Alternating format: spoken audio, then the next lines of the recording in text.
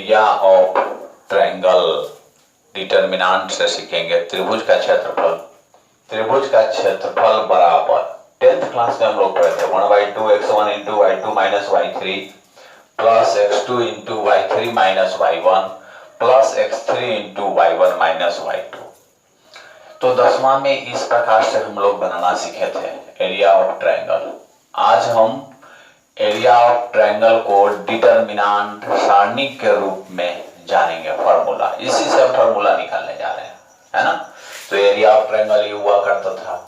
मैंने क्या किया, 1/2 लिया, x1 ले लिया और y2 माइनस y3, इसमें से माइनस कॉमन कर लिया, माइनस x2, तो क्या बचा y3 minus y1 plus x3 into y1 minus y2। आपने देखा ये एरिया ऑफ ट्रायंगल का फॉर्मूला हुआ करता है। तो इसमें माइनस कॉमन ले लिया।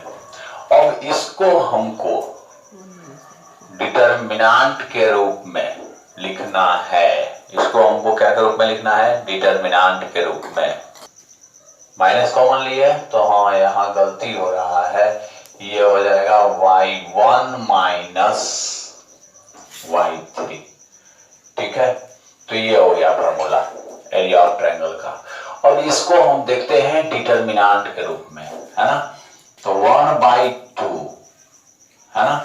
मान लिए कि C1 के सापेक्ष प्रसारण करने पाया। कौन के सापेक्ष, C1 के सापेक्ष। तो C1 के एलिमेंट लिखते हैं x1 x2 x3, है ना। अब यहाँ अब का चाहिए हमको y2 माइनस y3। तो ये वाली पंक्ति छूटती थी, ये वाली स्तंभ छूटती थी, तो यहाँ हो गया y2 और यहाँ 1 और यहाँ y3 और यहाँ 1। चेक कर लो, y2 माइनस y3 हो रहा है। और x2 तो ये छूट जाता है और ये छूट जाता है, तो y1 चाहिए तो y1 1। अब इसको आप डिटर्मिनेंट निकाल के देख सकते हैं। जब डिटर्मिनेंट आप निकालेंगे इसका तो बिल्कुल ये आएगा। यानी हम कह सकते हैं कि ये 10th का जो फॉर्मूला हम लोग प्रूव किए थे उससे ये डिटर्मिनेंट के रूप में आ गया। तो ये हुआ एरिया ऑफ ट्रायंगल। तो ट्रायंगल त्रिभुज का क्षेत्रफल इक्वल टू ये फॉर्मूला बना, है ना। और भी कुछ हम प्रॉपर्टी पढ़े थे, है ना। एरिया ऑफ ट्रायंगल का ये फॉर्मूला बन गया, है ना। और पढ़े थे क्या एरिया ऑफ ट्रायंगल में 10th में, कि अगर एरिया ऑफ ट्रायंगल 0 आ जाए तो क्या होता है, संरेख होता है। तो एरिया ऑफ त्रिभुज ABC का क्षेत्रफल बराबर 0 तो संरेख होंगे, ABC संरेख होंगे। A, B, C क्या होंगे, संरेख होंगे।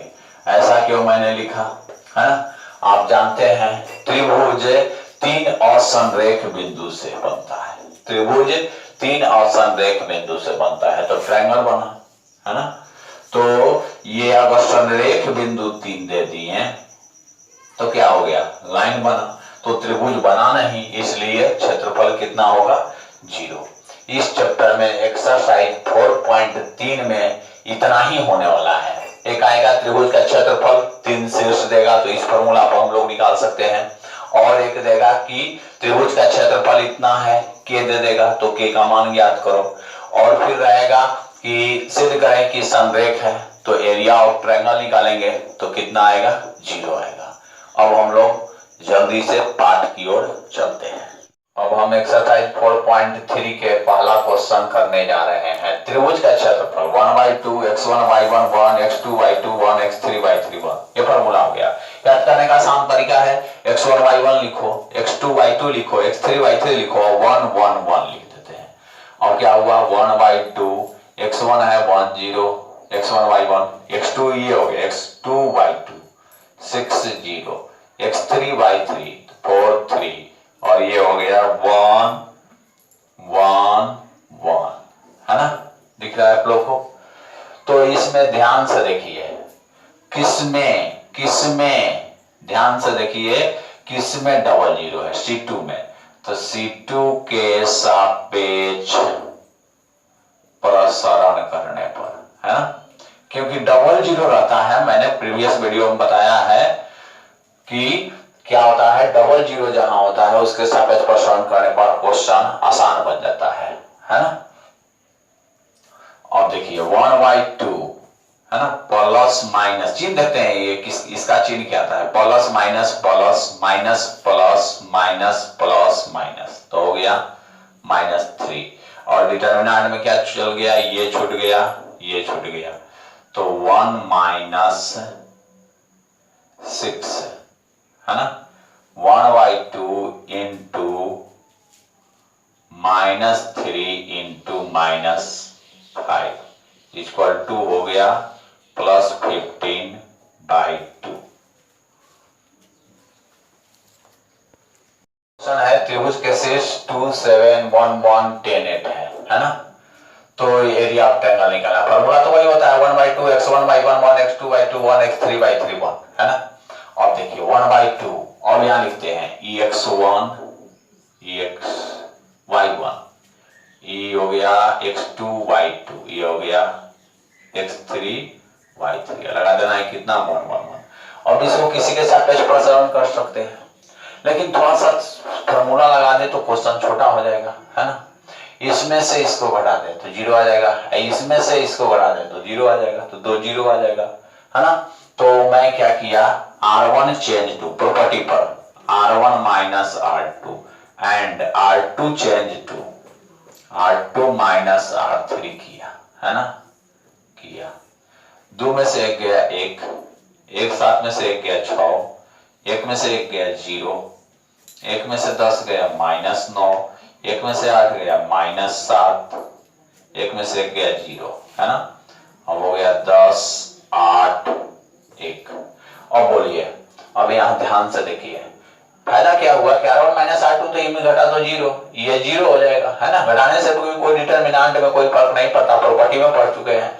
अब देखिए किसके सापेक्ष प्रसरण कर दे, ये क्या है, ये क्या है, ध्यान से देखें, C3 के सापेक्ष प्रसरण करने पर, तो C3 के सापेक्ष क्या करने पर, प्रसरण करने पर क्या हो गया, C3 के सापेक्ष प्रसरण करने पर तो 1 हुआ, इसका चिन्ह क्या हुआ, प्लस हुआ, तो +1 इंटू क्या होता है, डिटरमिनेंट में ये वाली पंक्ति छूट जाती है, ये वाली स्तंभ छूट जाती है, तो क्या बचा, ये छूट गया और ये छूट गया, बचा क्या 1 6 -9 -7, है ना। यहाँ 1/2 छूट रहा है, 1/2, ठीक है। तो आगे देखते हैं 1/2 इंटू 1, ये क्या हो गया -7, है ना, +54 बढ़ गया 47/2 वर्ग मात्रक, है ना। प्रॉपर्टी लगा दिए तो छोटा बन गया, इसे प्रसरण करके भी बना सकते थे। अगर तीसरा बिल्कुल वही है, अपने साथ बना लेंगे, ठीक है ना। और देखिए दूसरा, दर्शाइए कि बिंदु इतना संरेख है, क्या है, संरेख है, संरेख है, संरेख है माने कोलिनियर है, यानी एक ही रेखा में है ना। तो संरेख साबित करना है हमें, तो क्या करेंगे कि एरिया ऑफ ट्रायंगल निकालेंगे, 0 आ जाएगा, तो डिटरमिनेंट 0 आ गया, तो एरिया ऑफ ट्रायंगल भी कितना हो गया, 0 हो गया, तो पूरे इसको हम संरेख लिख सकते हैं। तब हम निकालेंगे त्रिभुज का क्षेत्रफल, फार्मूला वही होता है 1/2 x1 y1 1 x2 y2 1 x3y3 और 1।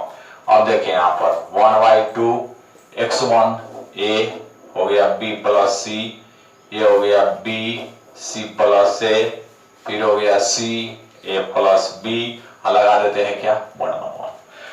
अब इतना के मान अगर 0 आ जाएगा तो एरिया ऑफ ट्रायंगल क्या हो गया 0, इसलिए क्या होगा, संरेख होगा। तो मैं इसमें इसको जोड़ दूं तो a plus B plus C, इसको जोड़ दूं तो a plus B plus C, इसको जोड़ दूं तो a plus B plus C, a plus B plus C common कर लें तो आ गया 1 1 1, और 2 को बराबर हो गया C1 C2 और C3, है ना। तो एरिया ऑफ ट्रायंगल 0 हो जाएगा। उसी प्रकार प्रॉपर्टी से बनाएंगे, तो मैंने लिख दिया C2 change to C2 plus C1, है ना। तो हो गया A B C, A plus B plus C, A plus B plus C, A plus B plus C, है ना। 1 1 1, है ना। A plus B plus C common ले लिए, 1/2 A plus B plus C into determinant में लिखेंगे, क्या लिखे, A B C 1 1 1 1 1 1। अब ध्यान से देखें, यहां पर ये C2 और C3 बराबर है, डिटर्मिनेंट क्या होगा, बराबर 0 होगा, क्योंकि दो स्तंभ या दो पंक्ति बराबर हो जाए तो डिटर्मिनेंट के मान कितना हो जाता है, 0 हो जाता है। तो इस तरह से हम देखें कि आ गया कितना, 1/2 A plus B plus C into 0 आ गया, चूंकि C1 बराबर C2 है इसलिए 0। तो चूंकि area of triangle equal to 0, इसलिए क्या है, समरेख है, समरेख है। अगला क्वेश्चन देखते हैं, के पहला क्वेश्चन देखते हैं, K इक्वल टू व्हाट, त्रिभुज का क्षेत्रफल 4 वर्ग मात्रक है, त्रिभुज का क्षेत्रफल 4 वर्ग मात्रक है, शीर्ष के कोऑर्डिनेट दिया है K0 4 0 0 2। अब इसमें हम मान रखते हैं, तो कैसे मान रखेंगे, 1/2 K0 4 0 0 2, यहां क्या लगा देते हैं, 1 1 1, है ना। अब क्षेत्रफल यहां दिया गया है, त्रिभुज क्षेत्रफल कितना भाग मात्रक है, 4 भाग मात्रक है, K का मान निकालना है हमें, है ना। तो मैं देखा कि किसमें डबल 0 है, C2 में दिख रहा है डबल 0, तो C2 के सापेक्ष प्रसारण करने पर 2 को इधर भेज देते हैं कि भाग में इधर आएगा तो गुणा में हो जाएगा, 4 दूनी 8 हो गया, है ना। C2 के सापेक्ष प्रसारण करने पर, ठीक है, C2 के सापेक्ष प्रसारण कर रहे हैं तो क्या हो गया आपका, क्या हो गया, ये 2 बच गया, है ना। तो ये हो गया plus minus plus minus plus minus plus minus minus हुआ 32, हाँ माइनस, तो -2, है ना, इनटू डिटर्मिनेंट में ये वाली पंक्ति छोड़ दो, है ना, ये वाली स्तंभ छोड़ दो, तो क्या बचा, K 1 4 1, है ना। और देखिए 8 इक्वल टू, इसको मल्टीपल कीजिए, है ना, तो क्या हो गया, K -4, ठीक है। फिर गुणा करते हैं तो -2K + 8, है ना, ये मोड में डाल दिया, है ना। आप कह सकते हैं मोड में क्यों डाला गया, क्योंकि एरिया ऑफ ट्रायंगल मैंने कहा था आपको पहले भी कि माइनस में भी आवे तो क्या में लिखना है, आपको प्लस में लिखना है ना। तो इसे चलते मोड में डाल दिया कि इसका मान माइनस में भी हो सकता है, प्लस में भी हो सकता है ना, क्योंकि कोऑर्डिनेट प्लस में भी होता है और माइनस में भी होता है। तो क्या लिख सकते हैं हम यहां से, 8 इक्वल टू 2K -2K + 8, और एक और क्या लिख सकते हैं, 8 equal to minus into -2K + 8। अरे इधर देखते हैं, इधर भेजे, 8 - 8 बराबर -2K, -2K इक्वल टू कितना हो गया, 0, तो K इक्वल टू कितना हो गया, 0, K का मान 1 आ गया आपका 0। और मॉडुलस था तो इसको जो कहते हो रखें आगे, यानी कि प्लस लिए, और इसका आगे क्या लिए हैं, माइनस लिए हैं। तो देखिए +2K -8 इक्वल टू 8, है ना। 8 इधर भेजते हैं तो 8 + 8 कितना हो गया, 16 इक्वल टू 2K, और K इक्वल टू कितना हो गया, 16/2, है ना, 8, यानी K का वैल्यू 2 हुआ, K का एक वैल्यू क्या हुआ, 0 आंसर हो गया, और एक K का वैल्यू कितना हो गया, 8 हो गया। अगला क्वेश्चन देखते हैं, बिल्कुल इसी तरह से हम लोग तीसरा का दूसरा क्वेश्चन देखते हैं, K इक्वल टू व्हाट, त्रिभुज का क्षेत्रफल कितना है, 4 वर्ग मात्रक है, त्रिभुज का क्षेत्रफल कितना है मेरा, 4 वर्ग मात्रक है, कोऑर्डिनेट फिट दिया है आपका, तो कुछ नहीं, वही क्वेश्चन है, दूसरा भी वही है, ऊपर निर्देश वही है, 4 वर्ग मात्रक है, कोऑर्डिनेट बदल दिया है। तो कोऑर्डिनेट की जगह पर हम भी कोऑर्डिनेट बदल दे रहे हैं, क्या है, -2 0, है ना, 0 4 0 K, है ना, और इधर लिख दिया 1 1 1, है ना। अब आप देखिए इसमें भी डबल 0 होगा, है ना, डबल 0, है ना। ये देखिए गलती हो रहा है, 1/2 यहाँ होता है, 1/2 होता है। त्रिभुज क्षेत्रफल है कितना, 4 वर्ग मात्रक है ना।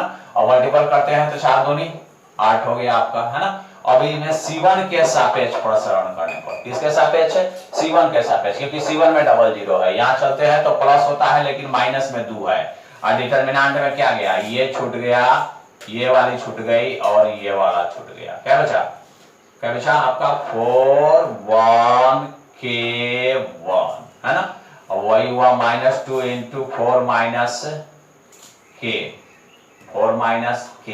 है ना 8। अब 2 को इधर भेज दिए, है ना, तो 2 को -2 को इधर भेज दिए तो क्या हो गया -4। ये क्या हो गया 4 माइनस के, वो भी क्या मॉडुलस में करते हैं, क्योंकि एरिया ऑफ ट्रायंगल अगर माइनस में भी आ जाता है तो प्लस में लिखते हैं, ठीक है। अब इतना बराबर मॉडुलस है, तो मॉडुलस का अर्थ क्या होता है, प्लस और माइनस दोनों। अगर ये 0 से कम पूरे का मान आए तो माइनस से मल्टीपल हो जाता है, अब प्लस में आए तो ज्यों का त्यों रह जाता है। तो देखते हैं यार, चलो लिखते हैं -4 बराबर 4 माइनस के, आइए हो जाएगा -4 equal to minus into 4 minus K. अब देखिए यहां से तो क्या हो गया, के इधर आ गया, 4 प्लस 4 के इक्वल टू 8, है ना, -4 प्लस के -4 इक्वल टू के इक्वल टू -4 प्लस 4 बराबर 0। ये देखिए बिल्कुल वही आंसर आया इसका दूसरा का भी। अगला क्वेश्चन देखते हैं हम लोग। अगला क्वेश्चन को आप लोग ध्यान से सुनेंगे, सारणी के प्रयोग करके, है ना, क्या है, सारणी के प्रयोग करके, वन डिटरमिनेंट के प्रयोग करके दिखाना है। 1 2 3 6 को मिलाने वाले रेखा का समीकरण ज्ञात करना है, रेखा का समीकरण ज्ञात करना है 1 2 3 6 को मिलाने वाली रेखा का। जैसे आप देखिए एक बिंदु ये हो गया, एक ये हो गया, है ना, और ये मान लीजिए कि 1 2 हो गया, ये 3 6 हो गया। अगर रेखा में है तो एक बिंदु क्या होगा XY होगा, ठीक है ना।